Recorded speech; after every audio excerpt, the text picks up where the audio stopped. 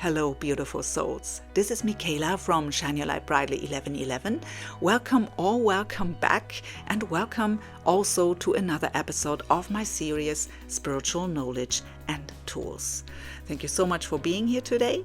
And today we are talking about your inner child. Are you ready? Let's just dive in. Ever wondered why certain things trigger you more than they should? Why do some situations make you feel vulnerable or anxious? Let's delve into a concept that might provide some answers. We are talking about the inner child. It's not a new age fad or a fanciful idea, but rather a recognized psychological construct that could unlock a wealth of understanding about ourselves. Think of your inner child as a time capsule. This capsule is not filled with old newspapers or commemorative coins, but with the experiences, emotions, and wounds from your childhood. It's a part of your unconscious mind that holds on to your early life experiences, much like a library that stores every book you've ever read, every story that shaped you. Just as a child experiences joy, wonder, and curiosity, they also face fear, disappointment, and hurt. These experiences, both positive and negative, form a significant part of our personality and influence our behaviors, often in ways we don't consciously realize. Your inner child is the vessel that carries these memories and emotions. It's the 5-year-old you who felt scared on the first day of school, or the 10-year-old who, felt joy when you rode a bike for the first time, and as well as the teenage you who felt the sting of a first heartbreak. But here's the intriguing part. Our inner child doesn't just stay in the past, it lives in our present. That's why you might feel an inexplicable surge of anxiety before a big presentation, or an unaccountable sense of sadness on a rainy day. It's your inner child reacting to the world around you based on how it learned to respond to similar situations in the past. Recognizing the presence of our inner child isn't about blaming our past for our present. Rather, it's about understanding the profound influence our early experiences have on our emotions, reactions, and relationships today. Understanding this subconscious part of ourselves opens the door to self-awareness and healing. So, to become aware of these wounds and how they are still playing out today is the first important step. Sometimes, by the way, these suppressed aspects even become our shadow self. I made a separate video about this topic. If you feel guided to listen to this one too, you'll find it in the playlist of this series here on my channel. So, how can you identify the wounds that your inner child carries? The answer lies in your reactions. Life is a series of events, and our reactions to these events often hold a mirror to our deepest wounds. It's like a gentle nudge from our subconscious, a whisper in our ear urging us to pay attention. You see, we all carry wounds from our past, and more often than not, these wounds are inflicted during our childhood. They are the silent stowaways, the uninvited guests that we carry within us. They are the invisible chains that hold us back, the unseen anchors that weigh us down. These wounds often manifest themselves in our overreactions to certain situations. You might have observed yourself reacting very strongly to criticism, or maybe you feel personally attacked when rejected. These are not just random reactions, they are the echoes of your inner child wounds, resonating through the corridors of time. These wounds can also manifest as fears and insecurities. The fear of abandonment, for example, the insecurity of not being good enough, the unexplained guilt that creeps up on you every now and then. These all are signs of your inner child wounds. They are the silent cries of your inner child, seeking your attention, your understanding, your compassion. Understanding these signals, acknowledging these wounds is crucial. It's like turning on a light in a dark room. Suddenly you can see everything very clearly. You can see the wound for what it is, a scar from the past that needs healing. You can see the fear, the insecurity, the guilt, not as enemies, but as allies, as guides nudging you towards healing. Self-reflection and awareness are your greatest tools in this journey. They are your compass, guiding you through the labyrinth of your emotions, leading you to your inner child's wounds.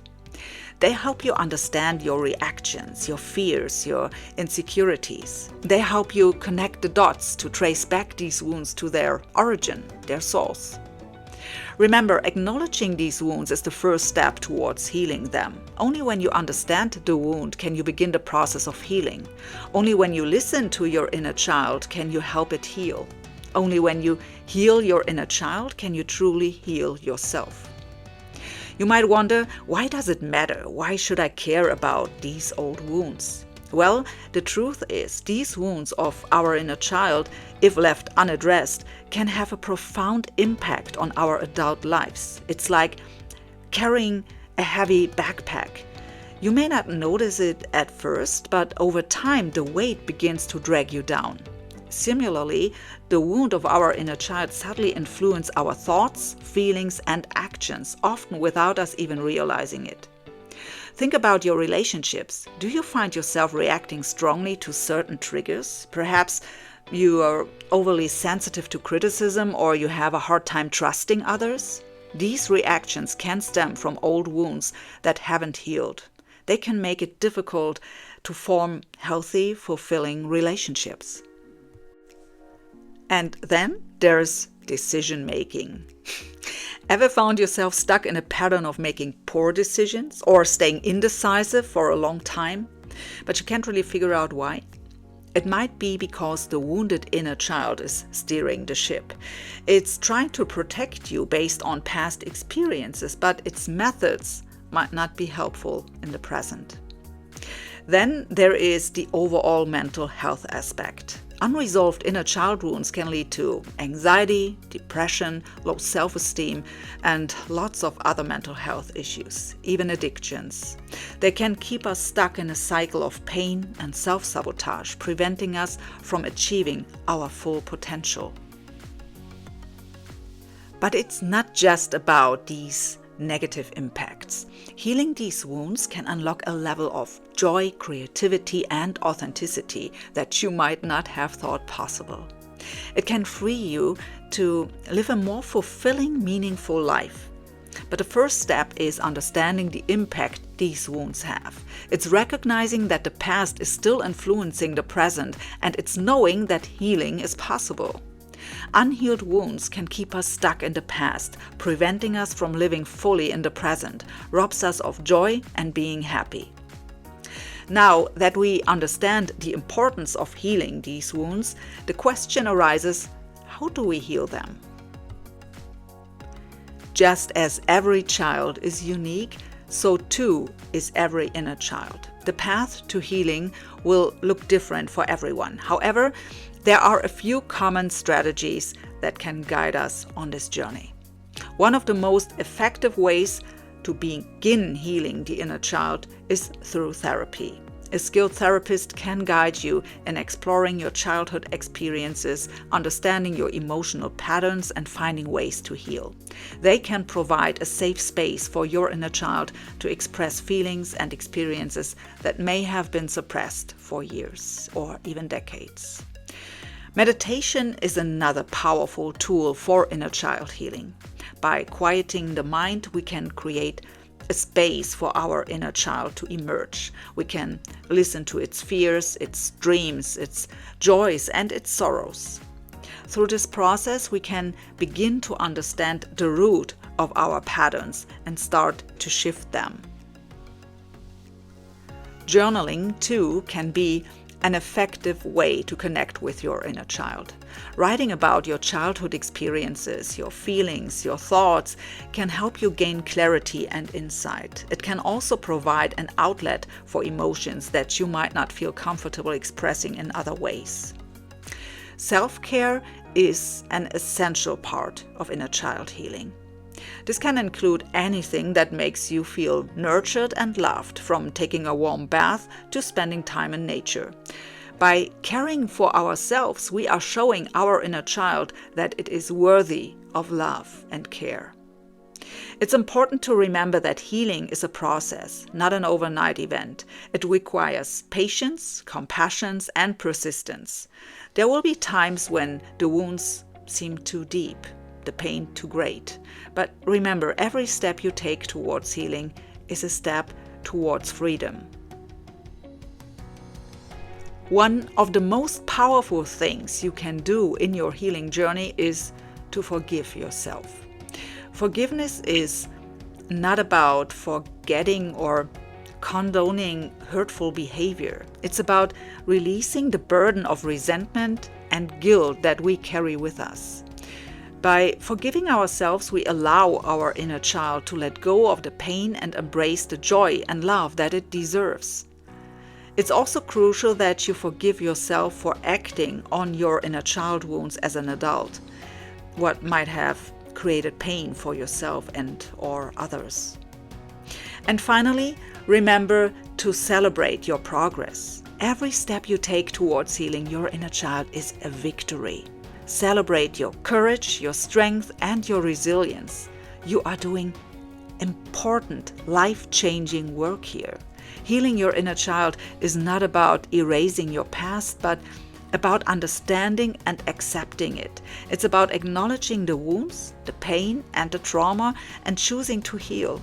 It's about embracing every part of yourself, including the child within. And it's about reclaiming your wholeness, your joy, and your power. Remember, your inner child holds the key to your healing. Unlock it, and you unlock a world of potential. Healing doesn't only mean addressing the wounds. It's also about rediscovering the joy and innocence of your inner child. In the journey of healing, we often focus so much on the wounds and the pain that we forget about the joy, the laughter, and the playfulness that our inner child once had. It's not just about bandaging the hurts, but also about nurturing this aspect of ourselves that is creative, spontaneous, and full of wonder. See, the inner child isn't just a container for our early traumas. It's also the part of us that finds delight in simple things, that jumps on puddles, chases butterflies, and daydreams of grand adventures. It's the part of us that dares to imagine, to create, and to explore without fear of judgment or failure. So, how do we rekindle this sense of joy and wonder? It starts with giving ourselves permission to play. Yes, you heard it right, play. As adults, we often dismiss play as silly or unproductive, but play is a vital part of our well-being. It sparks creativity, fosters resilience, and can even help us process complex emotions. Think back to the things that made you happy as a child. Maybe it was painting or playing an instrument, or, I don't know, building sandcastles at the beach. Perhaps it was reading fantasy novels, or playing dress-up, or simply running around in the park. These activities weren't just pastimes. They were ways in which your inner child expressed itself, explored the world, and found joy. Now, take a moment and ask yourself, when was the last time you did something simply for the fun of it? Not because it was productive or useful or because someone else expected it of you, but just because it made you happy. If you can't remember, then maybe it's time to let your inner child come out to play. Start small. Take maybe 15 minutes each day to do something you love. Paint a picture, dance in your living room, read a book just for fun. It doesn't have to be grand or time-consuming. The point is to let your inner child express itself, to let it laugh and play and find joy in the simple things again. And remember, this isn't a task or a chore. It's an invitation to reconnect with a part of yourself that you've neglected. So be gentle with yourself. Don't judge or criticize. Just let yourself enjoy the moment just like a child would. As you nurture your inner child, you'll find that your world becomes a little brighter. You'll find joy in unexpected places. You'll feel more creative, more resilient, and more in tune with your authentic self. Healing your inner child allows you to live a more authentic and joyful life. So go ahead, make your inner child laugh again. You deserve it. Let's take a moment now to remember what we've discussed today. We began by unraveling the mystery of the inner child.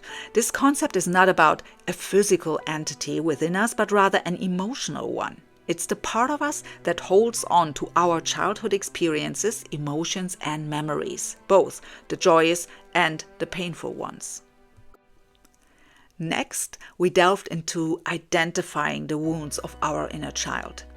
These wounds may be buried deep within us, often masked by our adult coping mechanism. They might be feelings of rejection, abandonment, or not being good enough. They could stem from various experiences like a lack of nurturing, emotional neglect, or even outright abuse. Recognizing these wounds is the first step towards healing. Then we discussed the impact of these wounds on our adult lives. They might manifest as fear of intimacy, difficulty in establishing healthy boundaries, or constantly seeking validation. They could also cause issues like anxiety, depression, or substance abuse. Understanding how these wounds affect us helps us to address them more effectively. After that, we explored the healing process. This journey involves acknowledging the pain, allowing ourselves to feel it, and then letting it go. It's about reparenting our inner child, showing it the love, care, and understanding it may have missed out on. It's a process of self-discovery, self-acceptance, and self-love. Finally, we touched on how to make our inner child laugh again. This is about reconnecting with the joy, curiosity, and wonder of our childhood. It's about playing, exploring, and being in the moment, just as we did when we were kids. It's about letting our inner child know that it is safe to be happy again. Remember, your inner child is a part of you. Embrace it, heal it, and let it guide you towards a happier, more authentic life. Thank you so much for joining me here today. I hope you found this journey to understanding and healing your inner child enlightening. I'd love to hear from you in the comments below. Share your experiences with your inner child. Have you been able to identify its wounds? Do you find your actions or reactions are still influenced by them? What steps have you taken to heal your inner child? And importantly, what do you do to bring joy and laughter to your inner child? Your experiences might just be the inspiration someone else needs to start their own healing journey. Also, if there is a topic you'd like me to cover in future videos, please drop a suggestion in the comments. If you found value in this video, kindly give it a thumbs up and consider subscribing to the channel. Your support is greatly appreciated.